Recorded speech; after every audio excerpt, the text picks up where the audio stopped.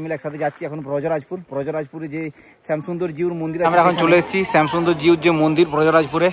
এক তো আমাদের এই মন্দিরটি খুবই প্রাচীন, 400 বছরের পুরানো, বিগ্রহ 400 বছরের পুরানো। এই মন্দিরে কিন্তু রাধা রানীর সাথে শ্যামসুন্দর জিউ তো রয়েছেন, তার সঙ্গে আছেন ললিতা সখী। কৃষ্ণ করুণা সিন্ধু দীনবন্ধু জগৎপতে গোপীশা গোপিকা কান্তা রাধা কান্তা নমস্তে। আর এই প্রেমলতাকেই ভগবান শ্রীকৃষ্ণের সখী ললিতা হিসেবে কিন্তু এখানে পুজো করা হয় এবং সেই জন্য শ্যামসুন্দর জিউকে ব্রজরাজপুরের জামাই মনে করা হয়। তো গুড মর্নিং, সবাইকে স্বাগত জানাই একটা নতুন ভিডিওতে। তো এখন আমরা যাচ্ছি আর কি, আমি শুধু নয়, আমরা সবাই মিলে একসাথে যাচ্ছি এখন ব্রজরাজপুরে যে শ্যামসুন্দর জিউর মন্দির আছে সেখানে। তো খুব ফেমাস মন্দির, আমরা অনেকদিন থেকে প্ল্যান করেছিলাম যাওয়ার জন্য, কিন্তু যাওয়া হয়ে ওঠেনি। তো আজকে আমরা যাচ্ছি, আজ রবিবার আছে, যদিও লেট হয়ে গেল, এখন মোটামুটি 10:30 বেজে গেছে। আজকে আমরা যাচ্ছি তিনজনে, বেটু আছে আর এখানে শম্পুবাবু। কোথায় যাবে আজকে? আজকে যাচ্ছি ব্রজরাজপুর শ্রী শ্যামসুন্দর জিউর মন্দিরটাকে দর্শন করতে।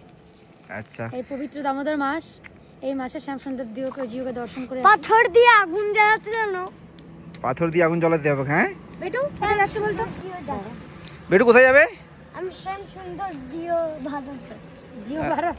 ভারতে যাচ্ছ? হ্যাঁ, এই যে আমরা এখন আছি শিবডাঙ্গার যে জঙ্গলটা আছে সেখানে দাঁড়িয়ে আছি।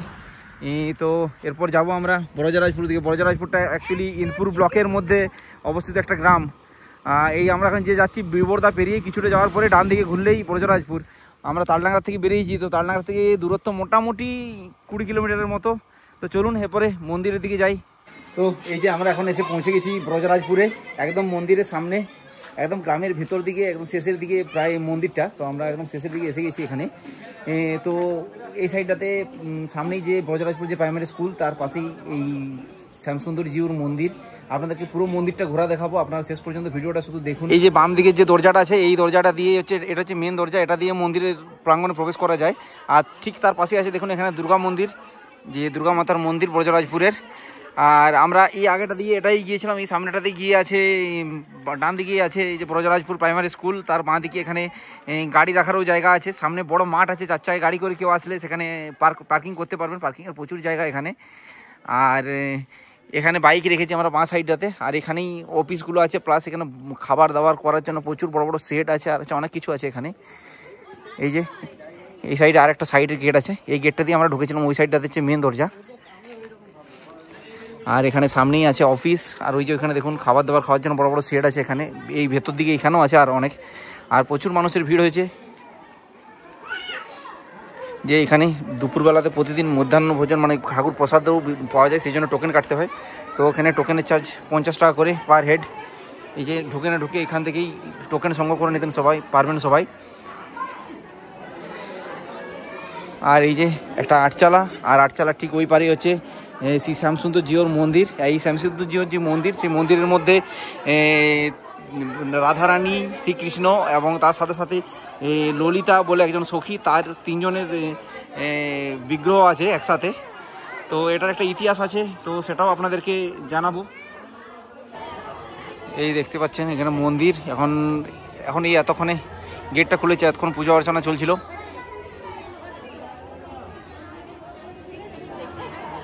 তো এখানে যে বিগ্রহ আছে, বিগ্রহের ছবি তোলা নিষেধ, তো সেই জন্য ছবিও তুলছি না এখানে। আমরা এখন মন্দির প্রদক্ষিণ করছি। আর এখানে এই মন্দিরে প্রচুর অন্নপ্রাশনও হয়, সেই জন্য প্রচুর অনেকে এসেছেন অন্নপ্রাশনের জন্য বাচ্চাদের।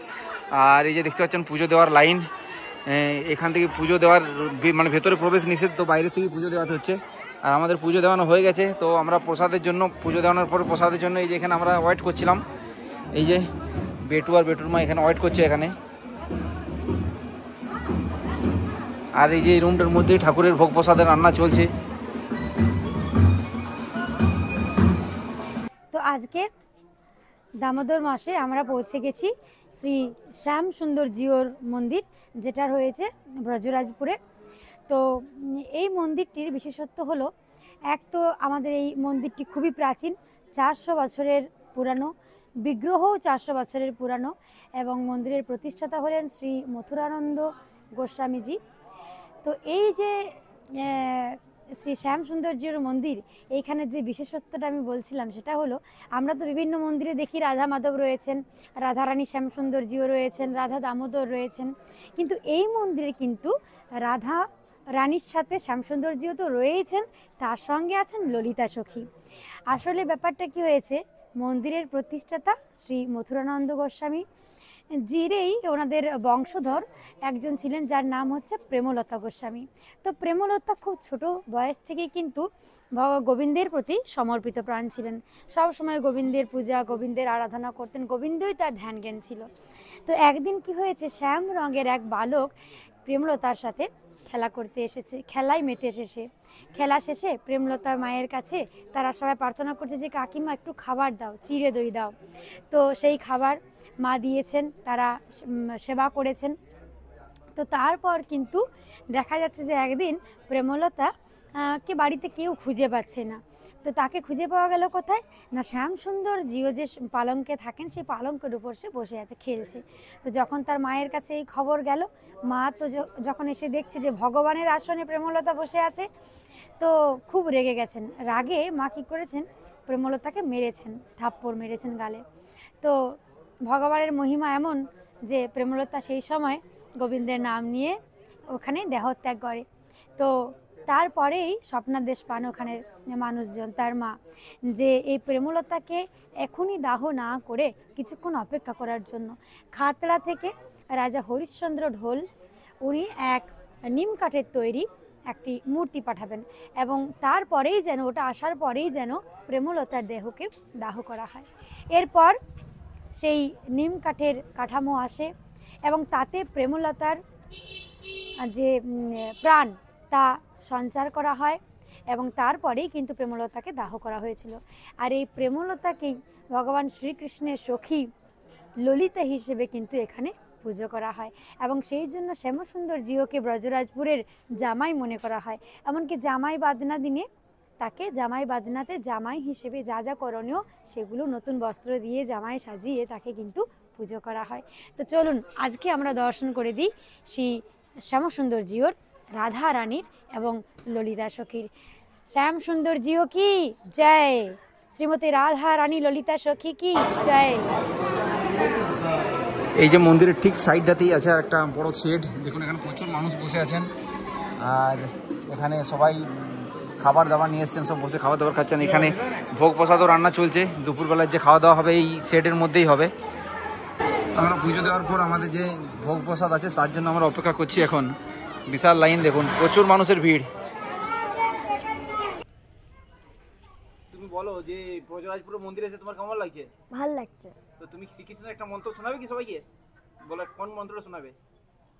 শ্রীকৃষ্ণ করুণা সিন্ধু দীনবন্ধু জগৎপতে গোপীশা গোপিকা কান্তা রাধা কান্ত নমস্তুতে তপ্ত কাঞ্চন গৌরাঙ্গী রাধে বৃন্দাবনেশ্বরী বৃষভানুসুতে দেবী তাং প্রণমামি হরিপ্রিয়ে।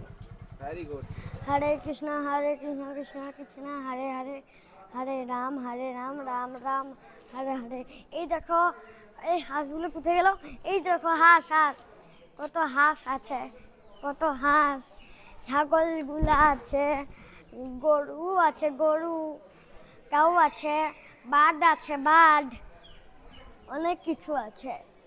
এখানে বাঘ আছে, ইনসেক্ট আছে, গ্রাস আছে, ট্রিজ আছে, প্ল্যান্ট আছে। দেখুন প্রচুর মানুষ এখানে আটচালাতে বসে ওয়েট করছেন এখানে। তো পুজো দেওয়ার যে প্রসেস চলছিল সেটা শেষ হয়ে গেছে। তো আমরা আরেকবার মন্দিরটাকে প্রদক্ষিণ করে নিই পুরো। এই যে বেটু এখানে ঠাকুরের চরণের জল মাথায় নিচ্ছে। বাহ, ওটা মাথাটাতে ভিজে নিলে বাবা। তুমি এই জন্যে এসেছিলে? তো এই যে এখন আমরা বসে পড়েছি অন্নভোগ গ্রহণ করার জন্য। দেখুন সবাই লাইন দিয়ে বসে পড়েছেন। তো প্রথমেই মহাপ্রসাদ আসবে, তারপরেই ভাত ডাল সবজি বিভিন্ন রকমের অনেক কিছুই আছে। তো খাওয়া দাওয়ার পরেই আমরা বেরিয়ে পড়বো। তো এবার খাওয়া দাওয়াটা আগে করে নিই। জয় শ্রীকৃষ্ণ শ্রী শ্যামসুন্দর জিউর নাম নিয়ে এই যে খাবার দিতে শুরু করে দিয়েছেন। তো এখন বাজে দুপুর 2টো। তো আমাদের যেহেতু ভোগ প্রসাদ গ্রহণ করা হয়ে গেল, আর আজকে প্রচণ্ড রোদ্দুর, তো আমরা আবার এখন ফিরে যাব। তো এখানে ভিডিওটাতে শেষ করবো। তো আপনাদের ভিডিওটা কেমন লাগলো অবশ্যই কমেন্ট করে জানাবেন। দেখা হবে পরের ভিডিওতে। সবাই ভালো থাকুন, সুস্থ থাকুন। জয় শ্যামসুন্দর জিউ কি জয়।